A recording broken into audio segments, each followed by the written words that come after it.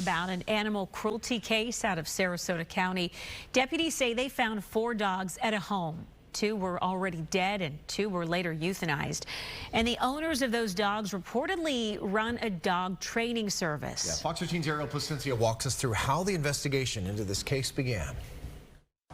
This story dates back to October, right before Halloween, when deputies with the Sarasota County Sheriff's Office responded to this house on Vanna Drive. After receiving a complaint of neglected dogs in the residence and around the residence. That tip came from a neighbor who told investigators she hadn't seen anyone at the house since September 25th, one day before Hurricane Helene hit Florida. According to court documents, the neighbor described an unbearable smell coming from the house and said she had seen extremely malnourished dogs in cages through the windows. Upon arrival, deputies located 4 dogs. 2 dogs were found dead on scene, 1 unrecognizably decomposed. 2 others were alive but extremely emaciated and later had to be euthanized due to their conditions. Veterinarians concluded 2 of the dogs died of starvation. Deputies did not locate food and water around the cages. Natasha, Wilhelm and Hubschmitt told detectives they owned the 4 dogs who were in their care. Additionally, court documents show the pair runs a dog training service called Canine Training for Heroes.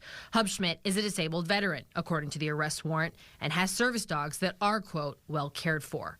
Hubschmitt and Wilhelm also told investigators they had a current lease for the house where the dogs were found. Deputies, when they interviewed the people involved in this, that they had left the residence because of the storms. So they moved in with family members, but, quote, were unable to take all of their dogs to this location. So they were taking turns going over to check, feed, water, and walk the dogs they left behind, court documents said.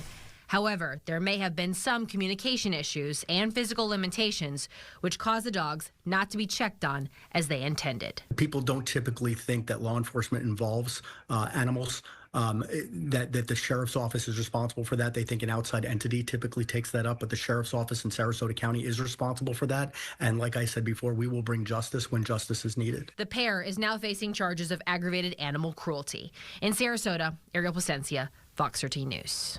Now, we have made contact with the pair who said they are speaking with their attorney first before they issue a statement, so we'll keep you posted. Tampa